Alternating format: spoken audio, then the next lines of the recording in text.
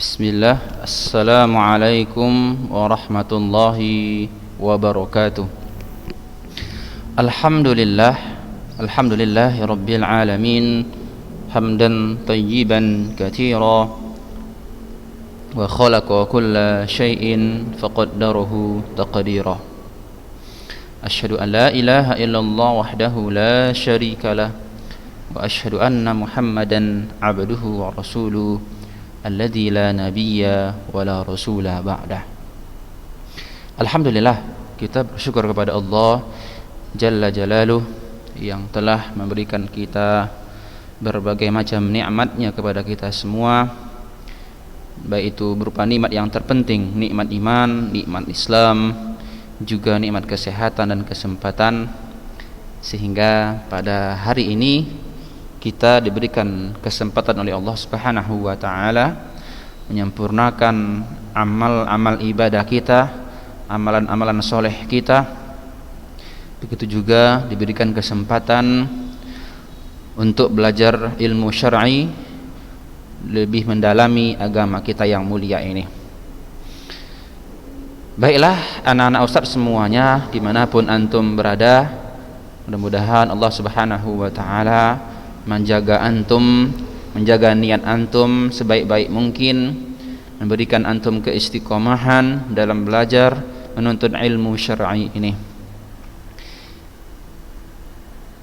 Baik, kita lanjutkan pelajaran kita tentang tarikh atau sirah nabawiyah di dalam kitab Amali fi Siratin Nabawiyah lil Alamah Hafiz bin Ahmad Al-Hakami rahimahullahu ta'ala.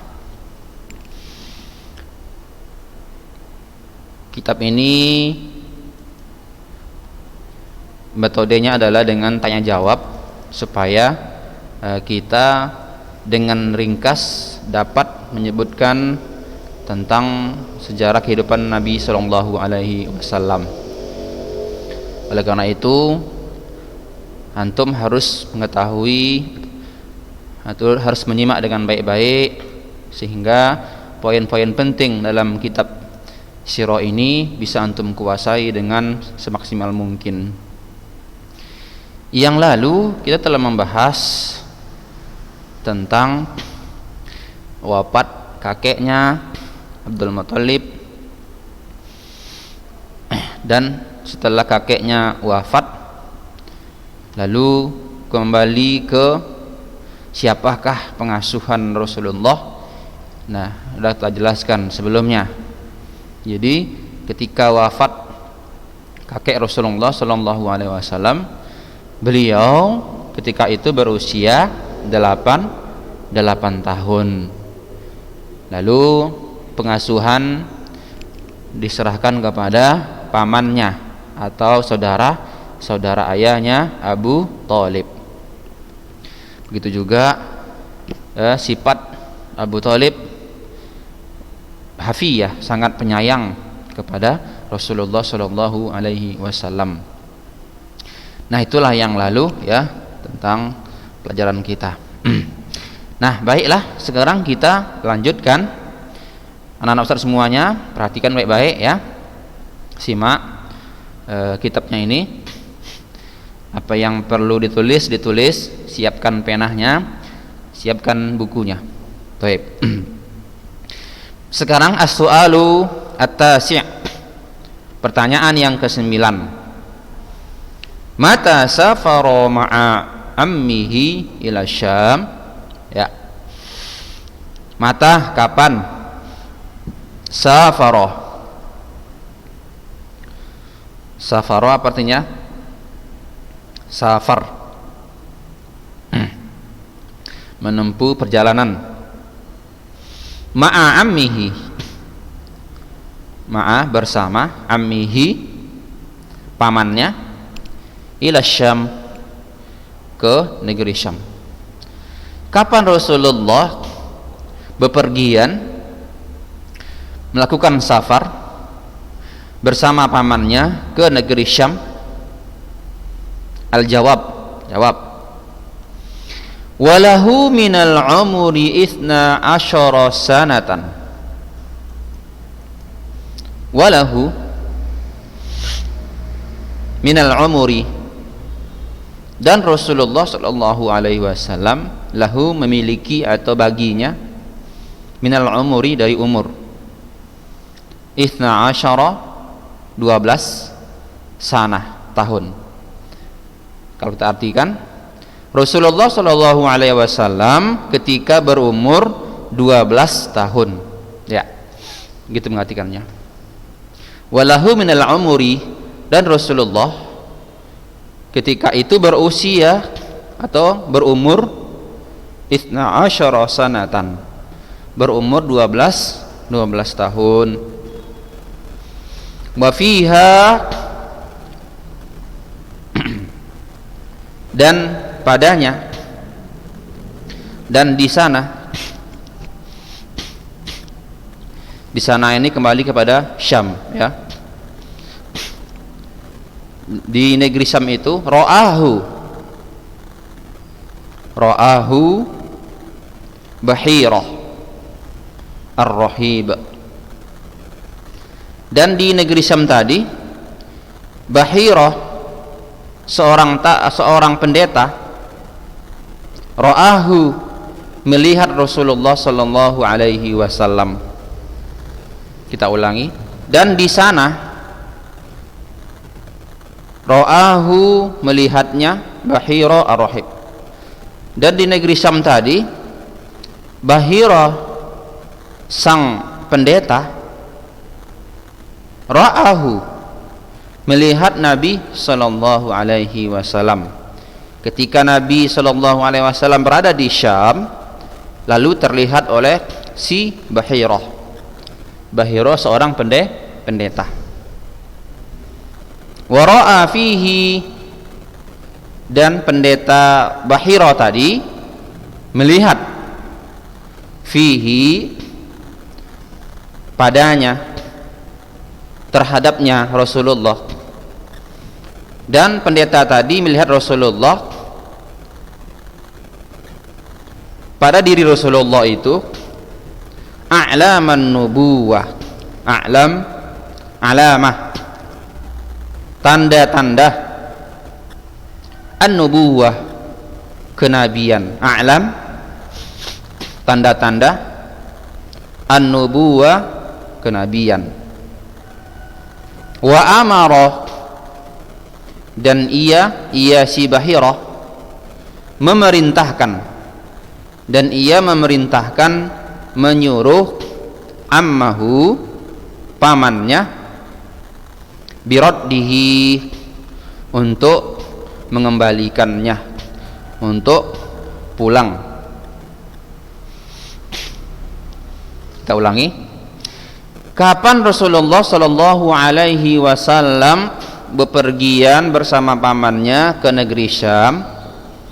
Jawabannya adalah Nabi sallallahu alaihi wasallam bepergian safar ketika beliau berusia 12 tahun.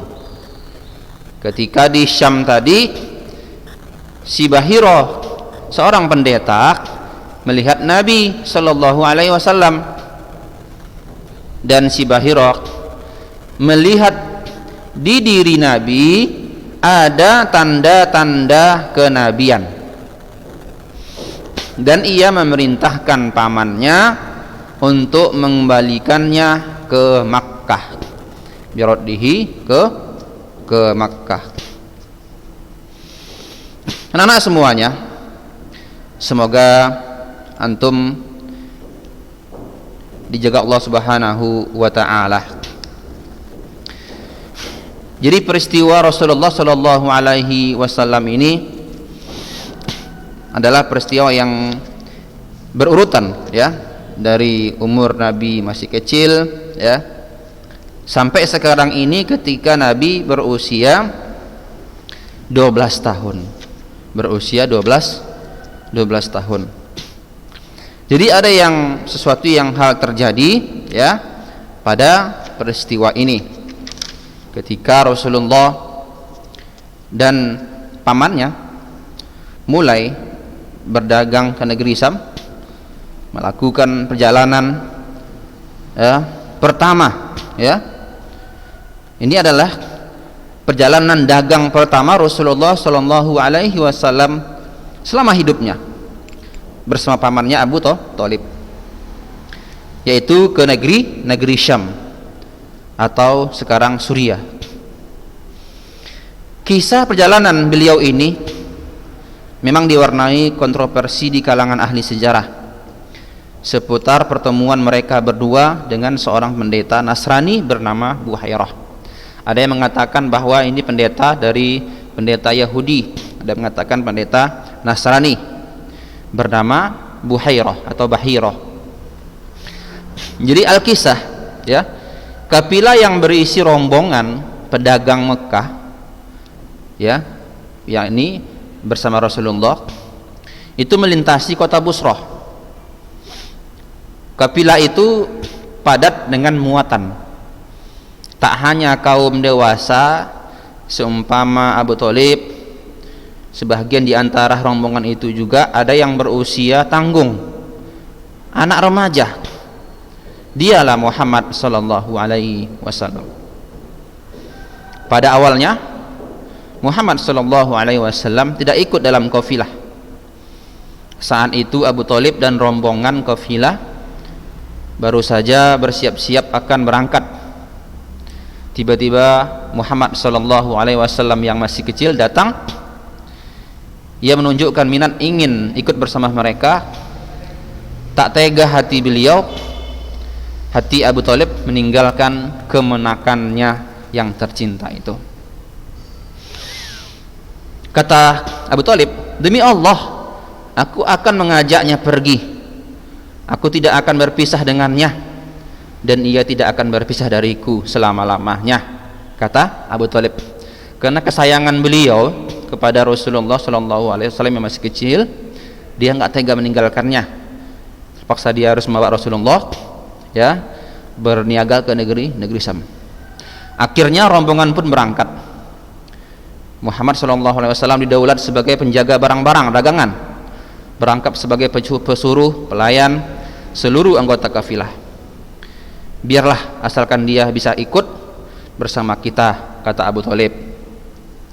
Nah, saat rombongan mendekati sebuah perkemahan masyarakat setempat, terjadilah peristiwa yang menghebohkan itu. Di antara masyarakat lokal yang membuat perkemahan di situ terdapat seorang pendeta Nasrani bernama Buhairah. Kadang disebut dengan Bahirah. Ada Bahirah, ada Buhairah. Jadi ada dua perbedaan namanya, ada Bahirah, ada Buhairah, ya. Ia seorang pendeta yang dikenal sangat fanatik pada keyakinan Nasraninya. Dia seorang pendeta yang menguasai kitab Taurat dan Injil, ya, yang masih mendekati keaslian. Berniat menjunjung tinggi nilai-nilai ajaran Nasrani yang murni. Nah, saat melihat kafilah Abu Thalib, ya, saat si Bahirah melihat kafilah dagangan Abu Thalib dan rombongannya, Bahirah pun tercengang-cengang, kaget, ya. Ia melihat ada awan yang berarak di atas kafilah tersebut. Jadi dia melihat ada awan yang menaungi kafilah dagangan Abu Thalib. Yang di situ ada Rasulullah Shallallahu Alaihi Wasallam. Langit sedang cerah tak berawan, biru merata, tapi di atas rombongan itu terlihat awan putih keabuan berarak, sehingga membuat dia kaget. Ada apa ini? Hujan tidak, kenapa ada awan yang terus menaungi para kafilah? Baru saja kafilah itu bertatapan dengan perkemahan itu, ya, mereka sudah dicegat oleh beberapa orang asing. Ya, singkat cerita, maka si Bahirah pun memanggil beberapa orang rombongan dan menanyakan, siapa anak itu, siapa anak kecil itu, ya, siapa anak kecil itu. Lalu dijawab oleh Abu Thalib, itu anak saya, kata si Abu Thalib. Bukan, katanya, bukan. Sepertinya ini bukan anakmu, ya. dugaan si Bahirah tepat sekali. Ya, ini memang keponakan saya. Ayahnya sudah lama meninggal. Ayahnya sudah lama meninggal. Jadi saya yang mengasuhnya. Nah, ketika itu ya si Bahirah langsung memanggil anak tersebut dan melihat di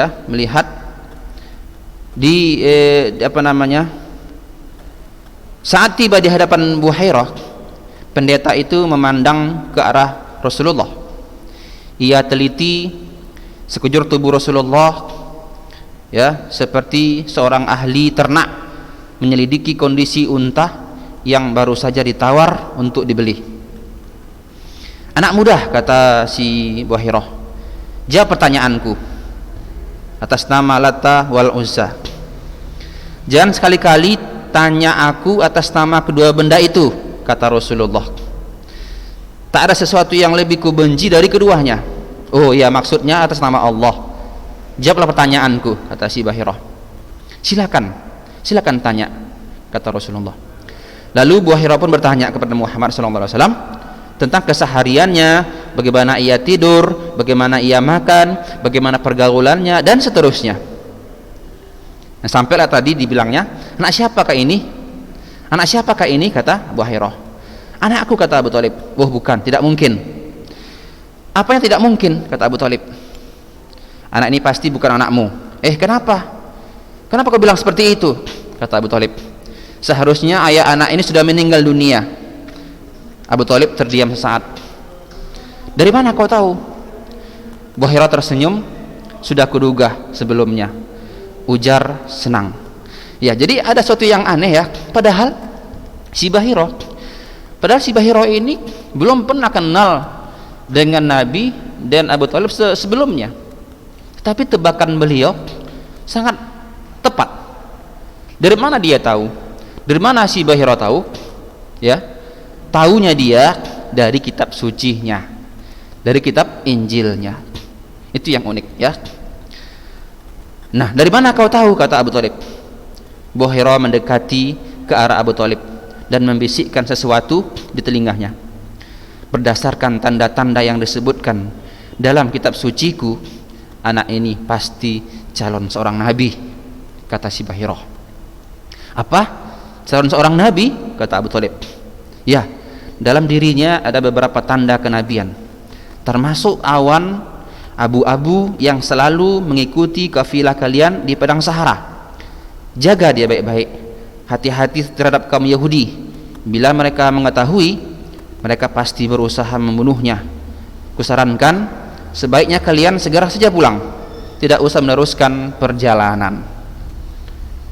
Ya, kemudian juga si Bahirah menyebutkan beberapa tanda lain dari Muhammad SAW yang mengindikasikan sebagai calon seorang nabi.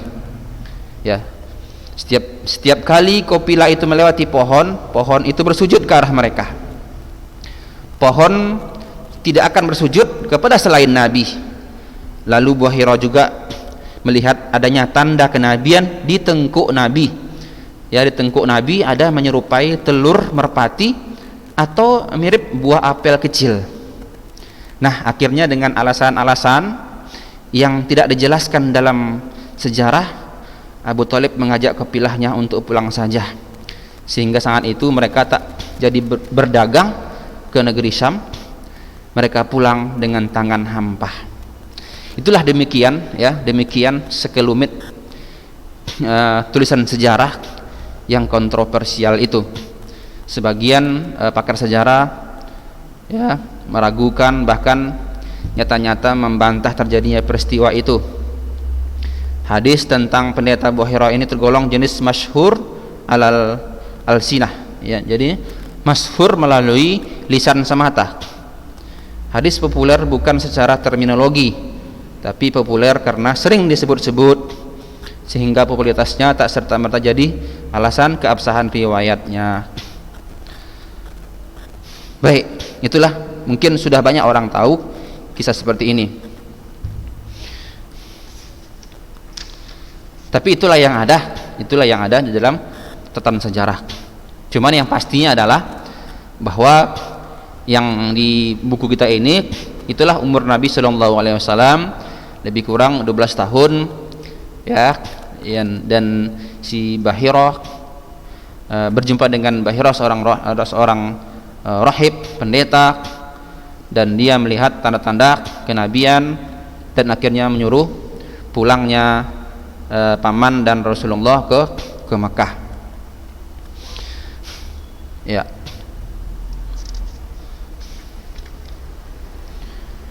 Taib. Itu yang bisa disampaikan tentang yang ke-9 ini, safarnya Rasulullah Shallallahu Alaihi Wasallam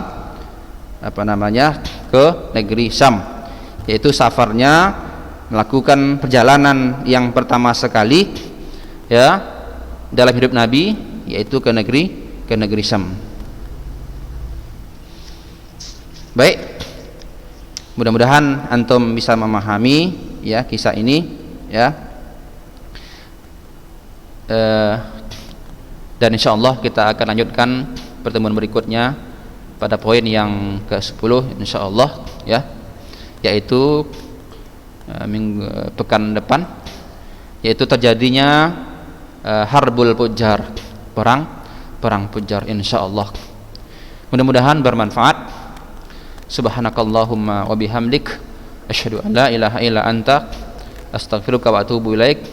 Wassalamualaikum warahmatullahi wabarakatuh.